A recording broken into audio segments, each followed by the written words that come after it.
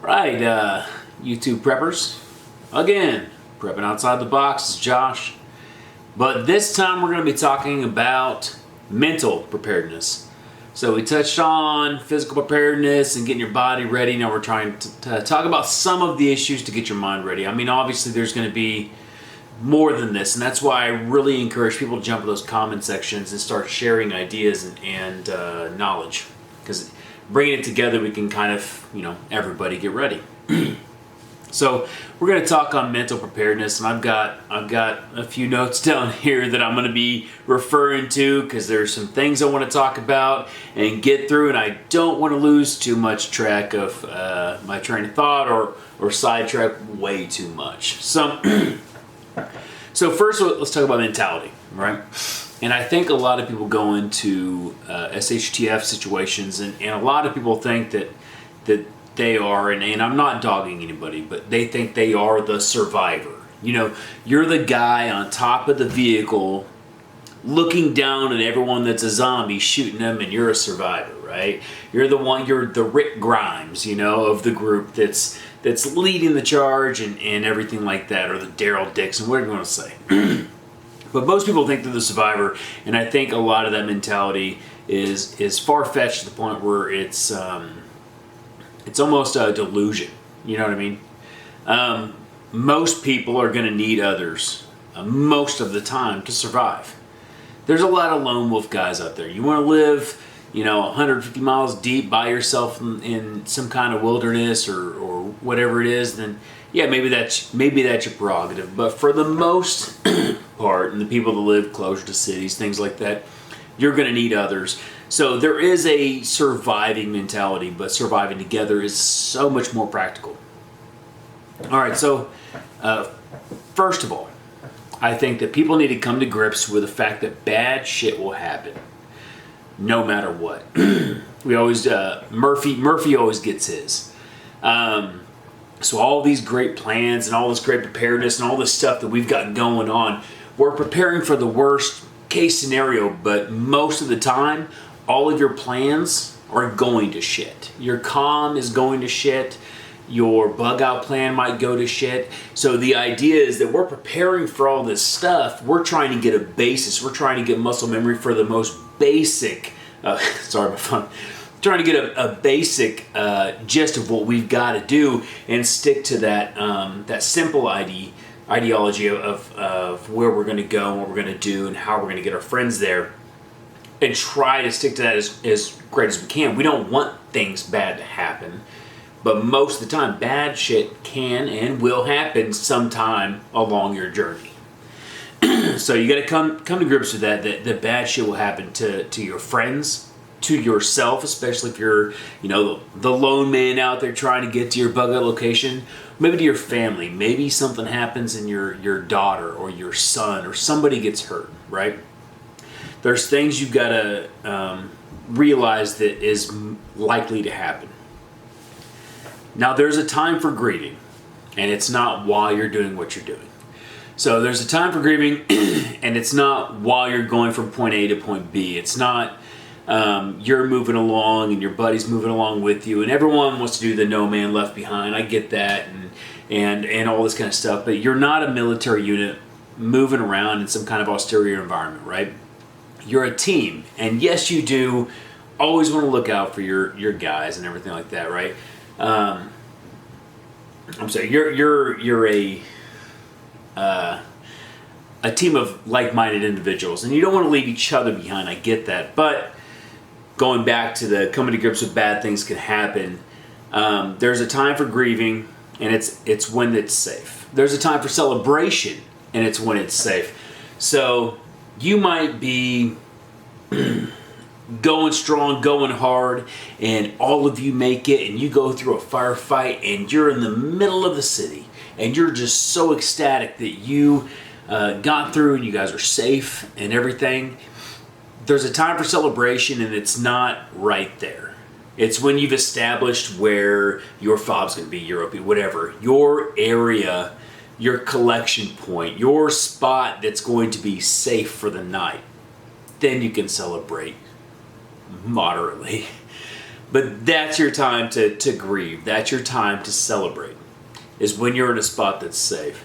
You have to keep your mind focused on your priority, your mission at the time, which is getting your family, your friends, going to that safe location, going to that bug out location, getting out of the city, going further in the city, whatever the plan is that you have, that is what your mind has to be set on, not on what has happened.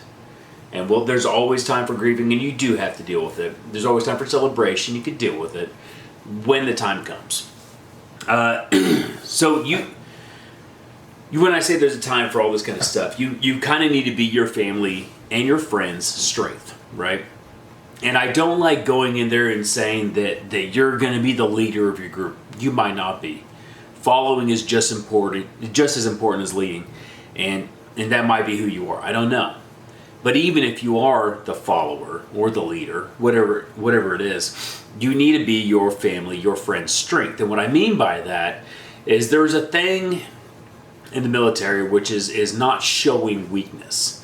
So when you're putting your gear on and you're rucking and you're going to your bug out location, bad things happen, whatever it is, when stuff is going on, when you're feeling at your weakest, the idea is that you show strength, right? Even though your legs are hurting, your back is hurting, you're not wincing in pain, you're not hunkered over, you're showing strength, you're standing upright, you're pushing forward. And it's the whole strength mentality in the military, just like when they're PTing in the morning and things like that, or not, or whenever they're doing it. You have NCOs, you have non-NCOs, you have all kinds of guys that have been conditioned in the military, that when you get new guys and you're pushing and you're going, you don't want to be that guy that you're brand new, let's say boot, stuff like that, but you're brand new dude that comes in the unit, or female, comes in the unit, they don't want to look at you and see you wincing and hunkered over in pain, because that's what they're following. You know what I mean?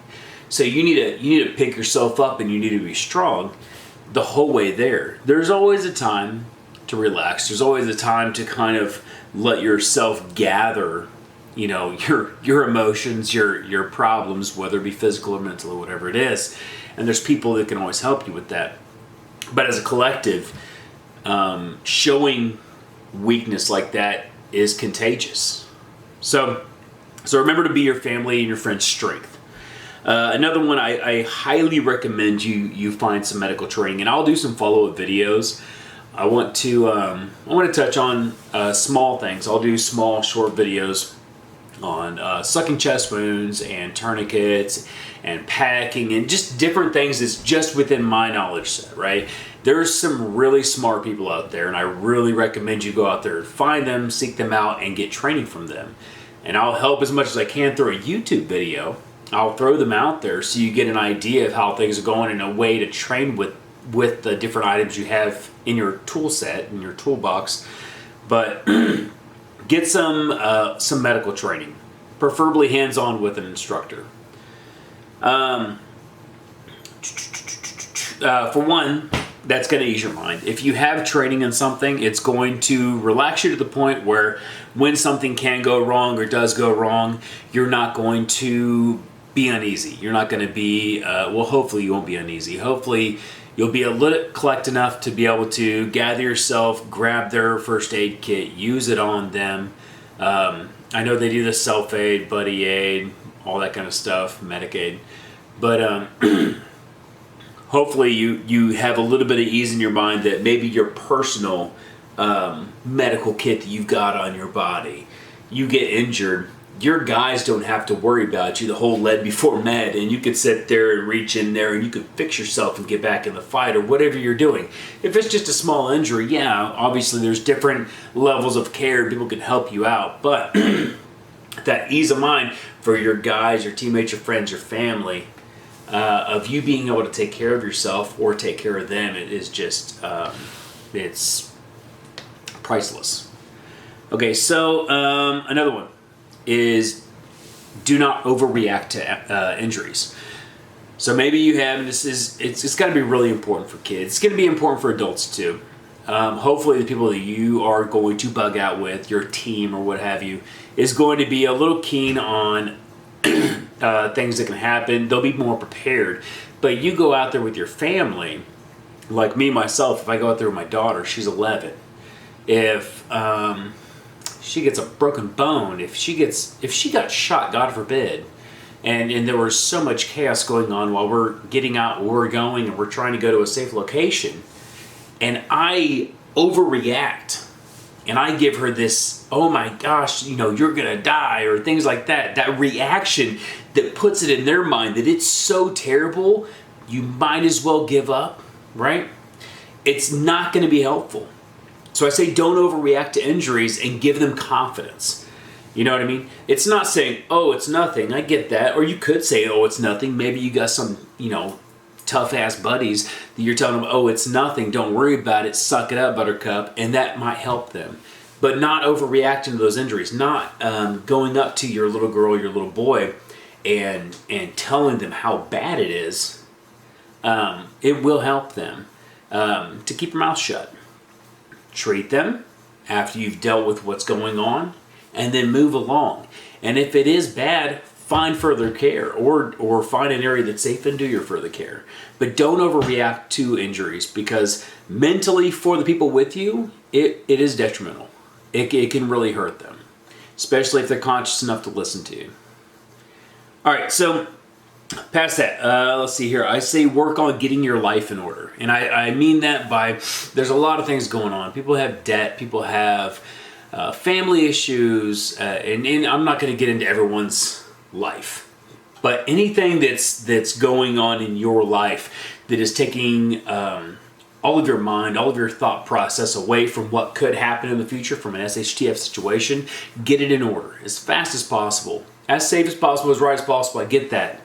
If you're going through a divorce, it's sad, or not. I don't know what your situation is, but what I'm saying is the things you're going through, try to deal with them, try to be civil, go through them. There's something wrong with the kids, something wrong with finances, whatever it is, health. Get a hold of your life problems, because you're the only one that can. And deal with it to the point where it's not the first thing on your mind, and you can free it up and help yourself concentrate on things that are more important down the road. Let's see here. Sorry about this. All right, another part of that is getting what you need. So a big part of getting your life in order, maybe part of getting your life in order is finding protection, or food, or gear, or what have you, or getting your will in order for your family, right? It could be something as simple that SHTF situations, or whatever it be, isn't just the world's caving down and we're all doomed and gloom, right? It could be the house is on fire. It could be that you went on a vacation or work trip and you passed away, whatever it is. Get your will in order. Get those things in order that you're not worrying about if your last thoughts and your last words to yourself are, crap, I wish I took care of my family. You know what I mean? So get wills, get your gear, get your protection, whatever's weighing on you, get it settled. Fixing what, let's see here, fixing what occupies your mind. Okay, so I keep referring to the notes. I don't want to miss anything that I was thinking about before. Fixing those things that, like I was saying, that I said get on ASAP, is going to free up your mind. So going past all that, you've got your gear, you've got everything that's weighing on your mind, you've fixed yourself. There's a color code, and it's the Cooper's 4 color stages, all that kind of stuff. The white, yellow, orange, red, all those kind of things. Staying in the red is exhausting. There's a time and place for everything, right? So bugging out, immediate situation, I get. You're going to be on high alert. You're going to be looking, you're going to be thinking, you're going to be actively pursuing an exit route, whatever it's, you're evacing yourself, whatever you're doing, you're active. Whether your gun's up or whatever, you're staying in the red is very exhausting. If you do it too long, it just drains you mentally. It's important to find areas where you can rest, you can relax, you can stay, yellow, orange, whatever it is. You can stay to a point where things can happen. Maybe you're relaxed enough and you know that you're outside the city, and hey, maybe something does happen. And I know they say white is when you're sleeping and all that stuff, and you can fix that with your friends, your family, however that is. Just calm yourself down from being so on edge and so uneasy or whatever in the red. Calm yourself down enough to where you're not mentally draining yourself all the time. Find a way to relax. Work on these things with your friends and your family. So it's great that you're mentally prepared. Awesome. You're physically prepared. You've got gear. You've got all this stuff. That's awesome. Everything we've talked about between your mentality, the grieving, dealing with medical, not freaking out, not staying in the red, not draining yourself, getting your life in order, all these things that we've talked about are just as important for your friends and family than they are for you. So yeah, you can get yourself in order, but what if the guys on your team, girls on your team, friends and family alike, whatever they are, what if they still have so much cloud in their mind that when you guys are getting together, they're not focused? You know what I mean? So don't just work on yourself. Help your friends, help your family work on these same things. Put them in the forefront of their mind as well, so they can get themselves ready, right? Mentally strong. You guys are stronger together, especially when you're focused. There's a lot more that goes into mental preparedness. That's just mainly like a mentality of focus, of grieving, things like that I wanted to touch on. I do want to, later I'm going to do a follow-up video with boredom, which is big. I want to do another one with fourth generation warfare. And it's a stage that I think that our nation's in. So fourth generation warfare will be coming up pretty soon, and boredom, following on this mentality, a little series that we're doing. But this is Prepping Outside the Box. I really hope that some of this helped you out, got it in your mind, got it stirring around. Comment down on the video. Tell me what you think. Tell me I'm wrong. Give me something that sparks conversation. I like confrontation when it comes to learning. You know what I mean? So if you do like the video, like it, share it, subscribe to the channel, hit that notification. I'm going to be trying to come out with these videos daily if I can. That'd be fantastic. But again, Prepping Outside the Box, and the name's Josh. I'll see you tomorrow.